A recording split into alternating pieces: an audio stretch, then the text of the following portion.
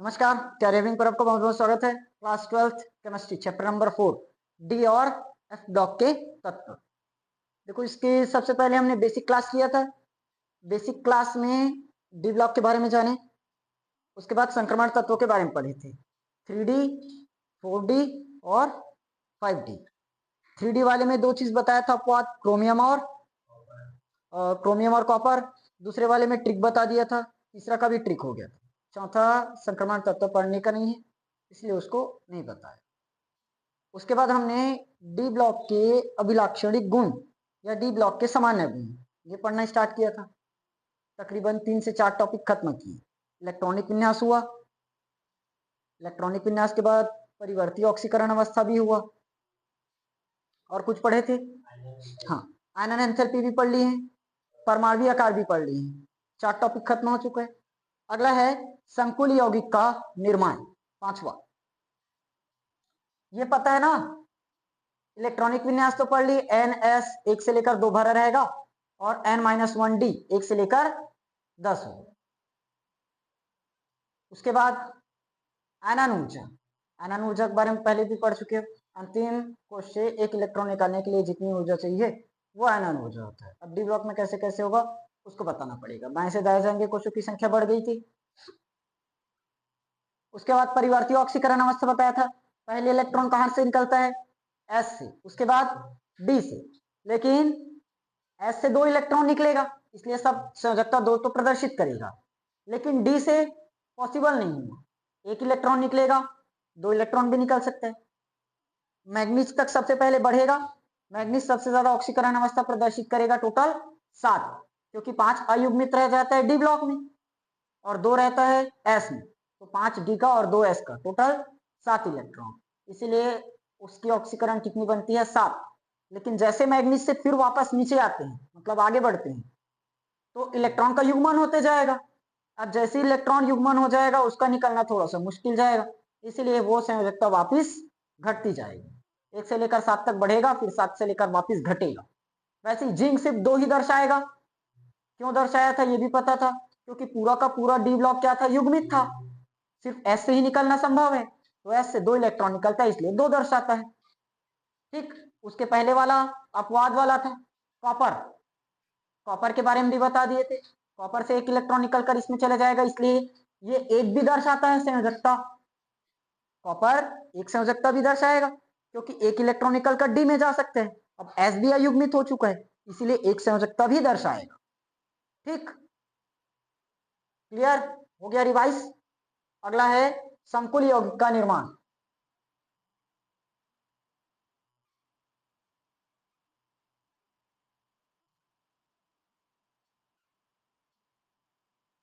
संकुल यौगिक का निर्माण, जैसे हर दिन जैसे क्लास लगता है, मैं 5 मिनट पिछले क्लास का रिवाइज करवाता हूँ, तो सबका दिमाग ना ऐसे हो जाता है कि एकदम जैसे कहीं से वापस घूम के आ गए हैं, कुछ अता पता नहीं है, कोमा सभी जाग के उठे। सच में एकदम पता नहीं, सब लोग ऐसे सोचते रहे तो काका बोल रहे हैं, हड़बड़ा रहे हैं अपने आप। रिवाइज करके ताना नहीं है 5 मिनट, कहाँ से समझ में आएगा? ये तो थोड़ा सा देख कर आए रहते हैं आप, 2 मिनट में रिवाइज हो जाता है। देखो, संकुल यौगिक का निर्माण। संकुल यौगिक के बारे में अपन इसके बाद वाले चैप्टर में उप सहसंयोजी यौगिक में डिटेल में जानेंगे। सबसे पहले इसका ऐसी सिंपल बेसिक याद रखना। संकुल यौगिक क्या होता है? ऐसा यौगिक जिनमें एक सेंट्रल मेटल आयन हो। सेंट्रल मेटल आयन यानी कि केंद्रीय धातु आयन, केंद्रीय धातु परमाणु या केंद्रीय धातु अणु, जो बोलना है बोल सकते हैं। सेंट्रल मेटल आयन, समझ में आया? ऐसा यौगिक जिसमें एक सेंट्रल मेटल आयन हो, साथ में कुछ लिगेंड्स रहे। सेंट्रल मेटल आयन और लिगेंड, तो वो लिगेंड क्या करता है? इस सेंट्रल, मान लो ये सेंट्रल मेटल हुआ, इसके चारों ओर उप सहसंयोजी बंध से जुड़ा रहता है। हमने कई प्रकार से बॉन्ड पढ़े ना, आयनिक बंध पढ़े हैं, सहसंयोजी बंध पढ़े हैं, उप सहसंयोजी बंध भी पढ़े हैं। पूरा का पूरा 11th में डिटेल में जान के आए हो। उप सहसंयोजी बंध बस इस चैप्टर में, मतलब इस साल नया पढ़ना है, अगले चैप्टर में। उसको भी 11th में ही पढ़ के आए हो, रिवाइज बस करना है। देखो, संकुल आयन के बारे में समझना। ऐसा यौगिक जिसमें एक सेंट्रल मेटल आयन, एक सेंट्रल मेटल आयन किसी उदासीन या ऋण आयन परमाणु से उदासीन या ऋण आयन परमाणु से चारों ओर उप सहसंयोजी बंध से घिरा हो, और उसी को बोलते हैं लिगेंड।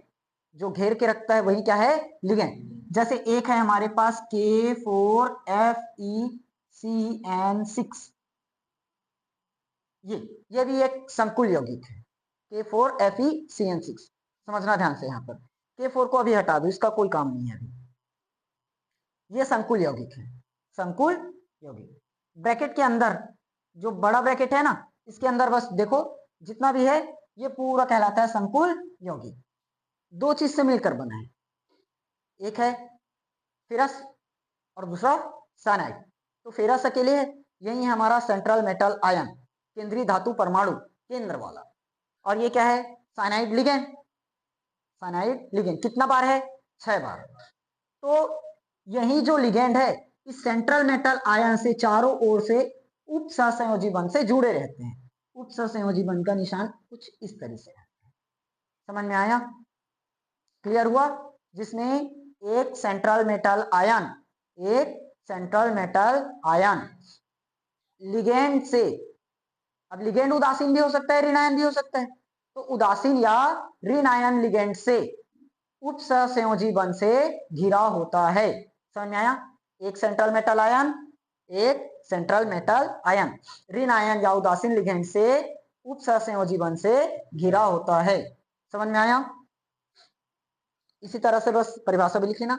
अब देखो हम संकुल यौगिक के बारे में नहीं पढ़ रहे हैं, डी ब्लॉक के बारे में पढ़ रहे हैं। ये तो सिर्फ संकुल यौगिक क्या है वो समझा दिया, यहाँ डिटेल में जानना भी नहीं था। संकुल यौगिक समझ में आया? अब डी ब्लॉक संकुल यौगिक बना सकता है, मतलब संक्रमण तत्व संकुल यौगिक बना सकता है। वो कैसे? संक्रमण तत्वों में ये प्रवृत्ति निम्न कारण से होगी।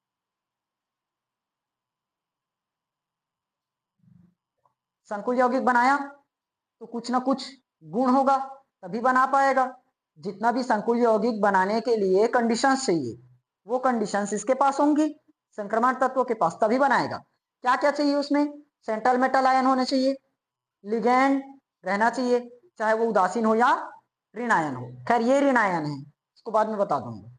ऋण आयन लिगेंड हो या उदासीन लिगेंड हो, उप सहसंयोजी बंध से जुड़ा रहना चाहिए, इतना है। ऋण आयन या उदासीन लिगेंड रहना चाहिए, उप सहसंयोजी बंध से जुड़ा रहना चाहिए। क्लियर हुआ?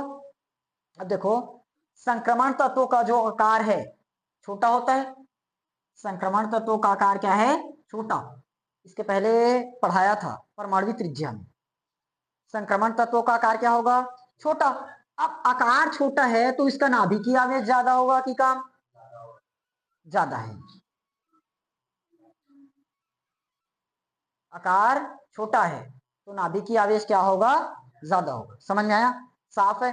अब देखो जैसे इसी को मैं इस तरह से बना देता हूं। अब आकार क्या है? बड़ा है, तो नाभिकीय आवेश क्या होगा? कम होगा।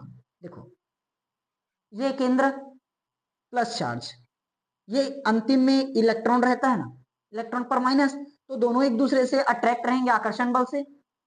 सेम यहाँ प्लस और यहाँ इलेक्ट्रॉन मतलब माइनस, तो ये भी तो अट्रैक्ट है, दोनों की तरफ आकर्षण बल है। लेकिन ज्यादा आकर्षण किस में होगा? जो ज्यादा नजदीक है। जैसे ये मैग्नेट, चुंबक, और ये लोहा, एक हमने दूरी रखा इतना, तो अभी आकर्षण बल तो होगा तय है। अब सेम इसी को हमने यहां रख दिया, अभी भी आकर्षण बल है, लोहा और चुंबक है, आकर्षण बल होगा। लेकिन किसमें ज्यादा लगेगा आकर्षण बल? पास वाले में लगेगा। तो यहाँ भी इसका आकार छोटा है तो ये पास पास है, इसलिए इसमें ज्यादा आकर्षण बल होगा, मतलब नाभिकीय आवेश इसमें प्रबल है और इसमें दुर्बल। कंडीशन समझ में आया? संक्रमण तत्वों का आकार क्या है? छोटा। संक्रमण तत्वों का आकार क्या है? छोटा। इसीलिए नाभिकीय आवेश क्या होता है?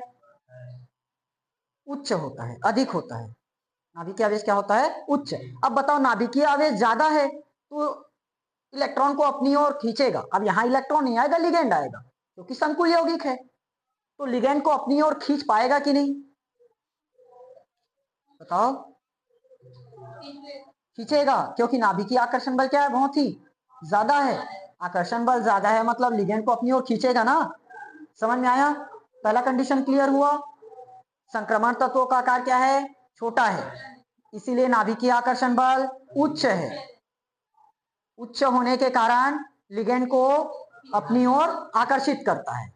समझ में आया? तो अब साफ है, बॉन्ड तो बनेगा ही, अपनी ओर आकर्षित कर लिया। पहला समझ में आया। दूसरा चीज, संक्रमण तत्वों के बारे में जान रहे हैं। अब लिगेंड बनाने के लिए एक महत्वपूर्ण चीज और लिगेंड बोलता हूं, संकुल यौगिक बनाने के लिए एक इंपॉर्टेंट चीज और है, रिक्त डी कक्षक उपलब्ध रहना। रिक्त डी कक्षक उपलब्ध रहना। पूरा का पूरा अगर भरा हुआ है, जैसे D10 D10 पूरी की पूरी कंप्लीटेड है, मतलब वो संकुल यौगिक नहीं बना पाएगा। पिछले साल संकरण में भी इसको थोड़ा बहुत जाने हों। रिक्त डी कक्षक होना चाहिए, रिक्त कक्षक रहता तभी संकरित कक्षक बनते हैं ना, नहीं तो कहां बनेगा? पूर्ण पूरित वाला बनाया था क्या? नहीं। पाई इलेक्ट्रॉन संकरण में भाग लिया था? नहीं लिया था। वैसे ही यहां पर रिक्त डी, देखो हमारे पास कितना साइनाइड है? 6 बार साइनाइड है, तो 6 साइनाइड को रखने के लिए 6 बार कक्षक खाली रहना चाहिए। 6 साइनाइड को रखने के लिए 6 ऑर्बिटल खाली रहना चाहिए। ऑर्बिटल समझते हो ना? ये कितना साइनाइड रखना है अपने को? 6। किसको रखना है? फेरस को। तो फेरस के पास 6 बार क्या रहना चाहिए? खाली जगह रहना चाहिए, यानी कि खाली ऑर्बिटल रहना चाहिए, जो कि रहता है। समझ में आया? वहां पर इस तरह से ये आ जाएगा अपना साइनाइड।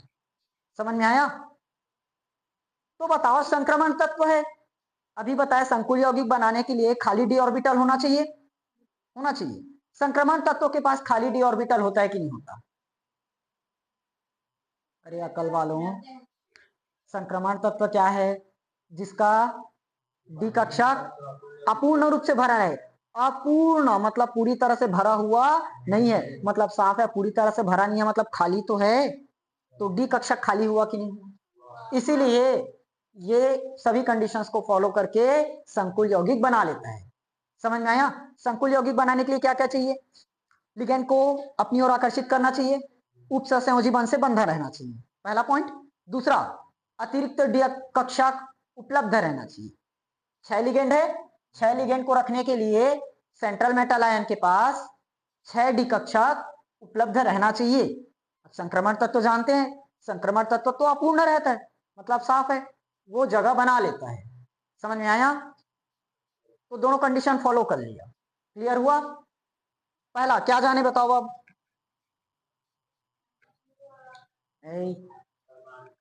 संक्रमण तत्वों का आकार छोटा होता है, इसीलिए नाभिकीय आकर्षण बल अधिक होता है, जिसके कारण से लिगेंड को अपनी ओर आकर्षित करता है, लिगेंड को अपनी ओर आकर्षित करता है। उसके बाद दूसरा पॉइंट, लिगेंड लिगेंड को रखने के लिए, लिगेंड को रखने के लिए पर्याप्त मात्रा में डी ऑर्बिटल उपलब्ध करा लेते हैं। समझ में आया? लिगेंड को रखना है, लिगेंड को रखने के लिए पर्याप्त मात्रा में डी ऑर्बिटल उपलब्ध करा लेते हैं। अब कौन से बंध से बंधा रहता है? उपसंयोजी बंध। अब उपसंयोजी बंध एकाकी इलेक्ट्रॉन युग्म को कहते हैं, पता है ना? क्या करता है? पूरा का पूरा पेयर ही साझा करता है। तो इसीलिए यहां पर एक चीज और बोल सकते हो, लिगेंड द्वारा प्रदत्त, यानी कि ये लिगेंड है, लिगेंड द्वारा दिया गया या लिगेंड द्वारा प्रदत्त एकाकी इलेक्ट्रॉन युग्म को रखने के लिए, लिगेंड द्वारा प्रदत्त एकाकी इलेक्ट्रॉन युग्म को रखने के लिए पर्याप्त मात्रा में डी ऑर्बिटल उपलब्ध करा लेते हैं। समझ में आया? चाहे लिगेंड लिखो या लिगेंड द्वारा प्रदत्त एकाकी इलेक्ट्रॉन युग्म लिखो, क्योंकि इलेक्ट्रॉन युग्म रहेगा तभी उपसंयोजी बंध बनेगा, इसीलिए वहां एकाकी इलेक्ट्रॉन युग्म बताया जाता है। समझ में आया? क्लियर हुआ? और कौन है?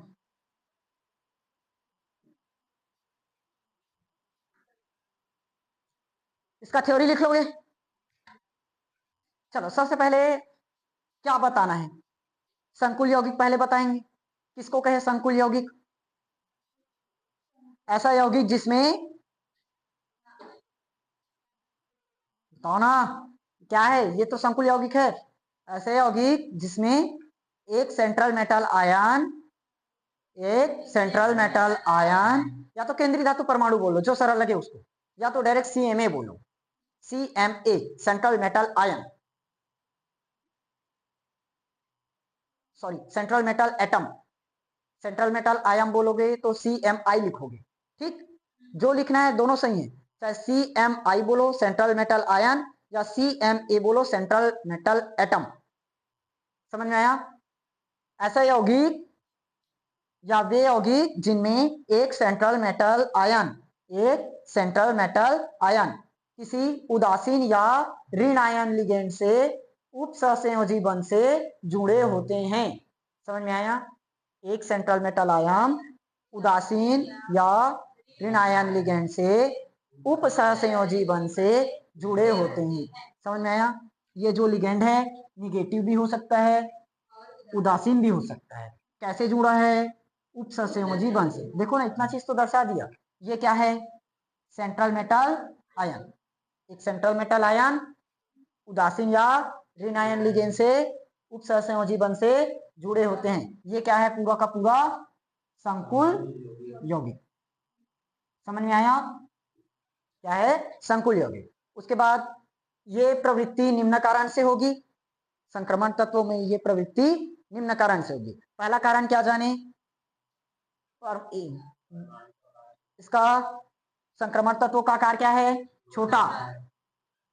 संक्रमण तत्वों का आकार क्या है? छोटा। तो नाभिकीय आवेश क्या है? उच्च। नाभिकीय आवेश क्या है? उच्च। समझ में आया? इसीलिए लिगैंड को क्या करेंगे? लिगैंड को आकर्षित करेंगे। समझ में आया? उसके बाद ये पहला पॉइंट। दूसरा पॉइंट क्या जाने? लिगेंड के एकाकी इलेक्ट्रॉन युग्म को, एकाकी इलेक्ट्रॉन युग्म को रखने के लिए पर्याप्त मात्रा में डी कक्षक उपलब्ध करा लेते हैं। समझ में आया? लिख लोगे अब लिखो। अगला टॉपिक छठवां, मिश्र धातु निर्माण। मिश्र धातु निर्माण, मिश्र धातु निर्माण, इसी को मिश्र धातु भी बोलते हैं ना। मिश्र धातु को ही मिश्र धातु भी कहते हैं, कई बार मिल जाएगा, देख लेना। मिश्र धातु भी बोलते हैं, याद रखना। मिश्र धातु निर्माण या मिश्र धातु निर्माण। देखो मिश्र धातु निर्माण किससे होगा? पता है मिश्र धातु किससे कहते हैं? एक या एक से दो या दो से अधिक धातु या अधातु के मिश्रण को मिश्र धातु कहते हैं। इसमें बताने वाला कोई भी परिभाषा नहीं है, नहीं जानते हो तो दूसरी क्लास में पढ़ कर आओ। समझ में आया? दो या दो से अधिक धातु या अधातुओं के मिश्रण को मिश्र धातु कहते हैं। अब हम परिभाषा थोड़ी ना बता रहे हैं, संक्रमण तत्वों के बारे में बताना है। संक्रमण तत्व मिश्र धातु कैसे बनाएंगे? कैसे बनाएंगे? जैसे सब्जी भाजी बनाते हो वैसे बन जाएगा। मिलाते हो ना, पहले सब्जी काटोगे, उसमें तेल डालोगे, पानी डालोगे, और क्या क्या रहता है ना, मिर्ची, नमक, हाँ वो सब मिल जाता है ना, वैसे ये भी बन जाता है। देखो वो बनता कैसे है? संक्रमण तत्वों का जो आकार है छोटा होता है, संक्रमण तत्वों का आकार छोटा, लेकिन जैसे जैसे आगे बढ़ते जाते हो आकार थोड़ा सा इंक्रीज होते जाता है। इसको पहले टॉपिक में पढ़े थे, परमाणु त्रिज्या में। एकदम अचानक से नहीं बढ़ता, थोड़ा थोड़ा करके ही बढ़ता है। पढ़ रखे? संक्रमण तत्वों का आकार क्या होता है? छोटा। उसके बाद वाला थोड़ा सा बड़ा, लेकिन एकदम ज्यादा बड़ा होता है क्या? तो दोनों का जो ऊर्जा है लगभग क्या होगा? एक समान। आकार लगभग एक समान होगा, क्योंकि एकदम ज्यादा तो बढ़ नहीं पाया। समझ में आया? तो दोनों की आकार लगभग एक समान। जैसे तुम लोगों की भी हाइट है, एक साथ एकदम अचानक से थोड़ी ना बढ़ता है, पता ही नहीं चलता ना कब बढ़े। वैसे ये भी है, संक्रमण तत्वों का आकार लगभग क्या होगा? समान। आकार लगभग क्या होगा? समान। समझ में आया? इसीलिए संक्रमण तत्वों का आकार समान होता है, इसलिए एक धातु परमाणु, एक धातु परमाणु दूसरे धातु परमाणु को आसानी से क्या कर सकता है? विस्थापित, विस्थापित, विस्थापित करेगा। आकर्षित क्यों करेगा? समझ में आया? तो बन जाता है मिश्र धातु। क्लियर? ये सरल है। संक्रमण तत्वों का आकार लगभग एक समान होता है, अतः क्रिस्टल जालक में एक धातु दूसरे धातु को आसानी से विस्थापित कर सकता है। समझ में आया? जैसे एग्जाम्पल याद रख लेना, इसे मिश्र धातु कहते हैं। एग्जाम्पल, इस ट्रिक को याद रख लेना। पिताजी, एक एग्जाम्पल बताना पड़ेगा ना। देखो, पी से हो गया पीतल, पीतल में क्या क्या मिला रहता है? तांबा और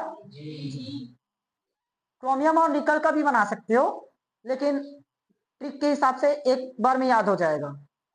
ठीक, एग्जाम्पल में क्या लिखोगे? पीतल में तांबा और जिंक का मिश्रण एक मिश्र धातु है। समझ में आया कि नहीं आया? सरल टॉपिक है। मिश्र धातु में ज्यादा दिक्कत नहीं है, अगर हो रहा है तो छोड़ देना, मत पढ़ना पेपर के लिए, उतना दिमाग ही लायक नहीं है, उतना पढ़ने लायक दिमाग में ही नहीं है, बोल रहा हूं। इतना सरल आया हुआ क्वेश्चन है पूरा, जितना भी पढ़े हो। मत लिखना, छोड़ देना, कुछ नहीं होगा। पेपर में आएगा तो छोड़ देना। हम लोग जिस टाइम हम लोग को पढ़ाए थे नहीं छोड़ दिए थे, बोल देना। सातवां, संकुल यौगिक, अरे सॉरी, संकुल यौगिक तो हो चुका, क्या बचा? उत्प्रेरकीय सक्रियता। उत्प्रेरकीय, उत्प्रेरकीय सक्रियता, उत्प्रेरकीय सक्रियता। सक्रियता मतलब एकदम सक्रिय, तुरंत एक्शन ले सके, तुरंत क्रिया कर सके, जैसे हमारे देश की सरकार जैसे नहीं है ना। देखो, उत्प्रेरकीय सक्रियता, उत्प्रेरक मतलब जो अभिक्रिया की गति को बढ़ा दे, जो अभिक्रिया की गति को क्या करे? बढ़ा दे, लेकिन खुद बदलाव ना हो, मतलब खुद में परिवर्तित ना करे। खुद तो अपरिवर्तित रहेगा, लेकिन अभिक्रिया की गति को जरूर बढ़ाएगा, इसीलिए उत्प्रेरक का इस्तेमाल करते हैं। ऑर्गेनिक में भी पढ़े ना, हम उत्प्रेरक लेते हैं बीच में। ये सिर्फ रासायनिक अभिक्रिया को पूर्ण होने में मदद करता है, ना कि उसमें भाग लेता है। समझ में आया? बाहर से ही मदद करेगा, भाग नहीं लेगा। क्लियर हुआ? उत्प्रेरक जो रासायनिक अभिक्रिया की दर को क्या करता है? बढ़ा देता है, लेकिन स्वयं अपरिवर्तित रहता है। क्लियर हुआ? उत्प्रेरक समझ में आया? रासायनिक अभिक्रिया की दर को बढ़ा देगा, लेकिन स्वयं अपरिवर्तित होगा। ठीक, अब संक्रमण तत्वों के बारे में पढ़ रहे हैं। संक्रमण तत्व अच्छे उत्प्रेरक हैं, संक्रमण तत्व अच्छे उत्प्रेरक हैं, यानी कि अच्छा सक्रिय है, ज्यादा क्रियाशील है। हाँ, लिखते रहो अभी। वजह,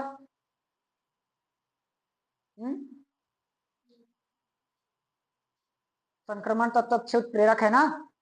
याद है हमने उत्प्रेरक में कई बार लिए है, पैलेडियम, पीटी, पीडी, एनआई, ये सब लिए थे, तो सब डी ब्लॉक के हैं। ज्यादा अच्छे उत्प्रेरक क्यों हैं बताओ? देखो, पहला पॉइंट तो इनका जो डी कक्षक है अपूर्ण रूप से भरा रहता है। डी कक्षक अपूर्ण रूप से भरा रहता है, आसानी से किसी से क्रिया करवा सकता है, माध्यमिक यौगिक बना सकता है, माध्यमिक यौगिक बना सकता है, यानी कि अस्थायी संकुल बना सकता है। अस्थायी, जैसे कोई भी एक ए और बी कोई रिएक्शन है, सी बना दिया, अब उसके बाद वो वापिस क्रिया करेगा और डी बन जाएगा। नहीं आया? जैसे ए प्लस बी कोई भी रिएक्शन हुआ, ये बना दिया सी, ये अस्थायी है। ये क्या है? अस्थायी, मतलब और क्रिया करेगा सामने जाकर। ग्रिग्नार्ड अभिकर्मक में भी पढ़ी हो ना अस्थायी के बारे में, अस्थायी रहता है, H2O से और क्रिया कर देता है, तो ये भी क्या है? अस्थायी। फिर से अगर किसी से क्रिया करवाएंगे तो फिर से नया उत्पाद बना देगी। समझ में आया? क्लियर हुआ? पहला क्या क्या जाने इसमें? इसके डी कक्षक अपूर्ण रूप से भरे होते हैं, जिसके कारण अस्थायी संकुल बना सकते हैं। अस्थायी संकुल बना सकते हैं। अस्थायी मतलब मिड, मध्य, इसको ऐसे भी बोल सकते हो, माध्यमिक यौगिक भी बोल सकते हैं। समझ में आया? पहला पॉइंट क्लियर हुआ? डी कक्षक क्या है? डी कक्षक अपूर्ण रूप से भरा है, इसीलिए क्या करता है? अस्थायी संकुल बना सकता है। इसको आप दोनों को लिखने बोलूंगा, सर नोट्स ला देना बोलोगे। समझ में आया? पहला पॉइंट क्लियर? दूसरा पॉइंट देखो, अस्थायी संकुल बनाया है, इसकी संक्रियण ऊर्जा क्या होगी? कम होगी। देखो अस्थायी संकुल बना चुका है, इसीलिए इसकी संक्रियण ऊर्जा भी क्या होनी चाहिए? कम होनी चाहिए। अगर पूरा का पूरा बन जाएगा मतलब पूरा उत्पाद में कन्वर्ट हो गया, तब तो संक्रियण ऊर्जा ज्यादा होना चाहिए ना, क्योंकि ऊर्जा अवरोध को पार करने में बहुत ज्यादा ऊर्जा चाहिए, तो उसकी संक्रियण ऊर्जा बहुत ज्यादा रहना चाहिए, तभी तो ऊर्जा अवरोध को पार कर पाएगा। दूसरा पॉइंट क्या जाने, संक्रियण ऊर्जा क्या होती है? संक्रियण ऊर्जा क्या होती है? कम होती है। समझ में आया? संक्रियण ऊर्जा क्या होती है? कम। तीसरा पॉइंट, अच्छा संक्रमण तत्वों के बारे में एक चीज और जानते हैं, परिवर्ती ऑक्सीकरण अवस्था प्रदर्शित करता है, पता है? संक्रमण तत्व परिवर्ती ऑक्सीकरण अवस्था प्रदर्शित करता है, करता है। अब बताओ, बार बार ऑक्सीकरण अवस्था बदल सकता है? बार बार ऑक्सीकरण अवस्था क्या हो सकता है? बदल पाएगा, तो ऊर्जा का मार्ग उपलब्ध करा पाते हैं। संक्रमण अवस्था परिवर्ती संक्रमण तत्व परिवर्ती ऑक्सीकरण अवस्था प्रदर्शित कर सकते हैं, तो जितनी मात्रा में उसको चाहिए उतना ऑक्सीकरण कर सकता है, तो साफ है पर्याप्त मात्रा में वो ऊर्जा का मार्ग उपलब्ध करा सकता है। समझ में आया? इसको ऐसे लिखना, संक्रमण तत्व क्या करता है? परिवर्ती ऑक्सीकरण अवस्था प्रदर्शित करता है। समझ में आया? ऐसे लिख लो इसको, प्रदर्शित करके। संक्रमण तत्व परिवर्ती ऑक्सीकरण अवस्था प्रदर्शित करके अभिक्रिया के लिए, अभिक्रिया के लिए ऊर्जा का मार्ग, ऊर्जा का मार्ग क्या कर सकता है? उपलब्ध करा सकता है। अब देखो इतना कारण पता चल गया, तो अभिक्रिया की गति तेज होगी कि नहीं होगी? सब कुछ हो। अपूर्ण है, अस्थायी संकुल बना लिया, संक्रियण ऊर्जा ऑलरेडी कम है, ऑक्सीकरण अवस्था प्रदर्शित करके ऊर्जा का मार्ग भी उपलब्ध करा दिया, अब इतना ज्यादा तो उसने दे दिए, तो अब अभिक्रिया की गति तेज होगी कि नहीं होगी? अतः अभिक्रिया की गति क्या होती है? तेज होती है, यानी कि बढ़ जाती है। अभिक्रिया की गति बढ़ जाती, अब गति बढ़ जाती है तो तुम मोटरसाइकिल की गति लिख लोगे, लिखते टाइम, लिखते टाइम पक्का सवाल आएगा, सर अतः बात काया ही, वो गलत बात है, वैसा लिखने का नहीं रहता। केमिस्ट्री, केमिस्ट्री में पूरा थ्योरी पढ़ाएंगे क्या? थ्योरी लिखकर एक दिन में एक ही टॉपिक हो पाएगा? 70-75 मिनट लग जाएगा।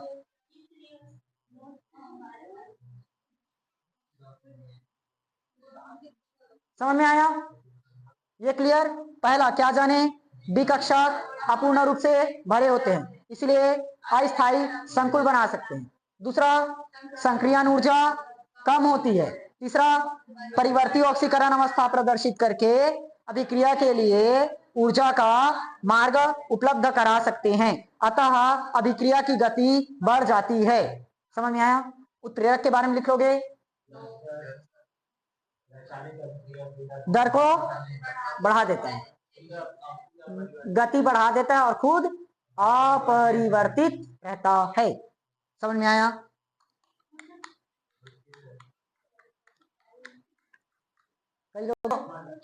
अगला 8वां टॉपिक, इसमें टोटल 10 से 12 टॉपिक आएगा और पूरे का पूरा पेपर में आया क्वेश्चन।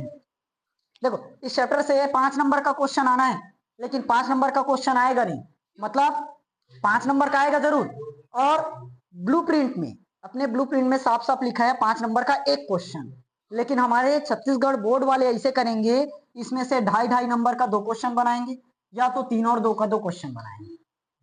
एक क्वेश्चन 5 नंबर में आता है, वो सिर्फ है लेंथेनाइट संकुचन किसे कहते हैं, कारण और परिणाम लिखिए, जो कि 2-3 साल आ चुका है, अब उसका आना लगभग नामुमकिन जैसा है, कई बार आ चुका है। एक ही वो भी समझ चुके हैं ना, एक ही क्वेश्चन कितना बार हर साल दें, बदल देते हैं, तो बदल दिए, 5 नंबर वाला क्वेश्चन इसमें है ही नहीं, तो लाए कहां से? इसलिए तो बनाना ही चाहिए ब्लूप्रिंट, ऐसे 2 और 3 बना देना चाहिए। वैसे एक चैप्टर और है कार्बोक्सिलिक एसिड वाला, जो अभी जस्ट इसके बाद पढ़ेंगे, वहां से भी 5 नंबर का एक क्वेश्चन लिखे हैं, लेकिन 5 नंबर का एक क्वेश्चन आएगा नहीं, एक एक नंबर करके सीधा 5 क्वेश्चन रिएक्शन देंगे, 5 रिएक्शन, 5 रिएक्शन, इसीलिए बोल रहा हूं 5 नंबर वाला क्वेश्चन के पीछे मत भगना, 5 नंबर का ही है, इसको पढ़ लेते हैं करके, एक एक नंबर वाला ही पढ़ोगे ऑर्गेनिक में, एक एक नंबर करके कम से कम 30 से 35 नंबर दिलाएगा वो ऑर्गेनिक ही। आया घुसा कुछ दिमाग में? नहीं घुसा होगा तो क्या है मतलब। 8वां परिरक्षण, परिरक्षण प्रभाव, परिरक्षण प्रभाव, शील्डिंग इफेक्ट, परिलोक। आज तुम लोग बिल्कुल से कोई भी एंगल से नहीं। देखो परिरक्षण प्रभाव क्या होता है समझा दिया था इसके पहले, जब मैं परमाणु आकार पढ़ा रहा था उस टाइम परिरक्षण प्रभाव को भी बताया था। क्या होता है परिरक्षण प्रभाव?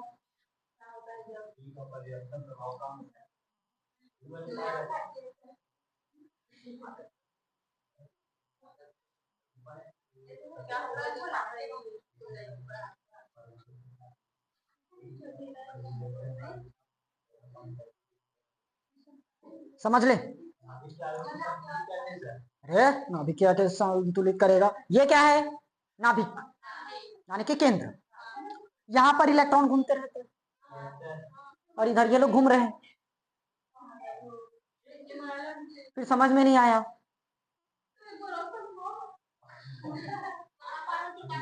देखो ये नाभिक है यानी कि केंद्र, यहां पर इलेक्ट्रॉन घूम रहा है, इस जगह भी तो घूमेगा क्या?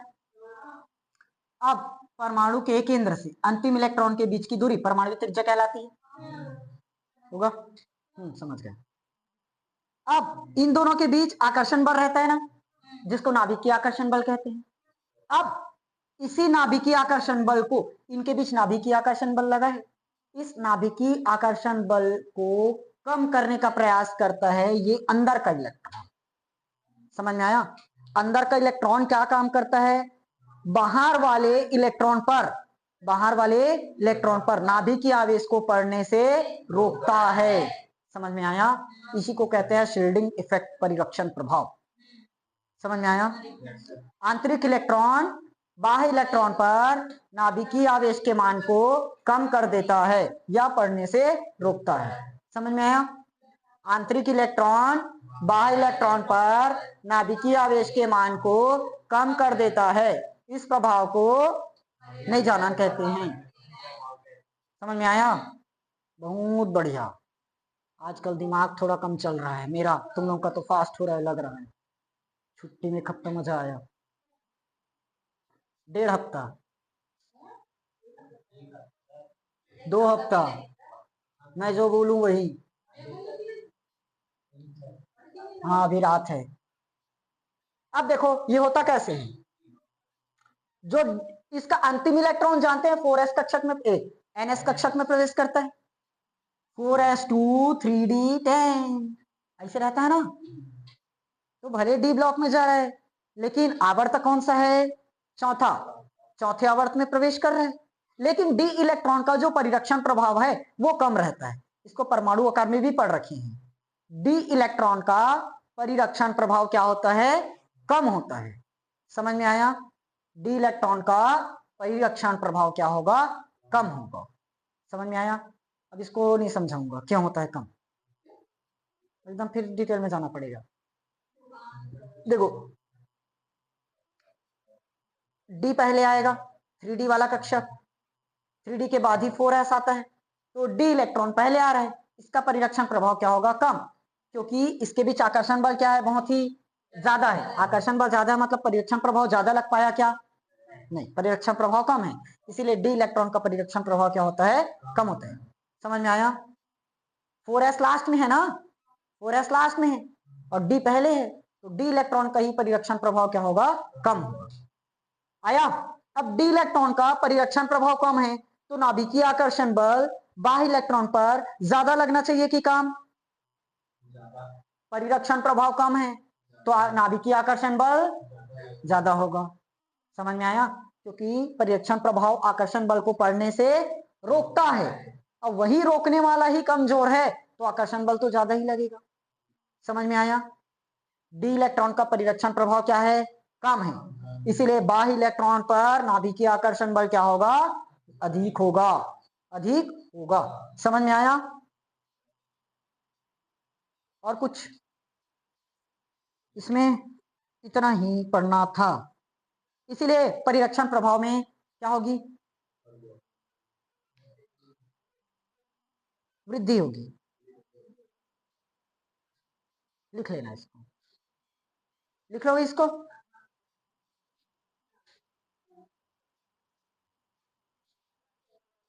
लिख लेना इसको, ये पेपर में ज्यादा नहीं आता। बाकी अच्छा सुनो ध्यान से, 8 टॉपिक पढ़ाया ना, एक टॉपिक बस घर के लिए काम दे रहा हूं। 9वां boiling point and melting point, क्वथनांक और गलनांक, गलनांक और क्वथनांक, इसको घर से पढ़ के आओगे। और कल कोई एब्सेंट नहीं करना। 10वां टॉपिक सबसे ज्यादा इंपॉर्टेंट क्वेश्चन यहीं से आएगा, पेपर में यहीं से क्वेश्चन मिलेगा कल का, तो कल का क्लास एब्सेंट मत करना। अभी 2-3 दिन लगातार इंपॉर्टेंट क्लास ही चलेगा, ठीक? समझ में आया? इधर का तो थ्योरी है, रट कर भी निकाल लोगे, लेकिन कल का जो क्लास होगा रटने से काम नहीं चलेगा। समझ में आया? चलो नोट